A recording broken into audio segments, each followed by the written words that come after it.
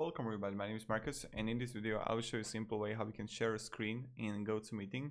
So when you are in a meeting, you want to click here screen, right? And when you're going to click on it, you're going to see screen that you can actually like just share a screen, or you can just share applications. It's like really up to you. I am on the Blizzard here, right? So what I'm going to do, I will just click share, and this is just shared right now. And people can see your app, right? So this is what they can actually see. And as you can see, you gotta see unmute, mute, stop sharing screen. And what I'm going to do, what I'm going to click on, people can everything see. So, and you can still use like on the right corner. And this is pretty much it. So thank you very much everybody for watching. If you have any questions, guys, ask me down in the comments, and have a great day and goodbye.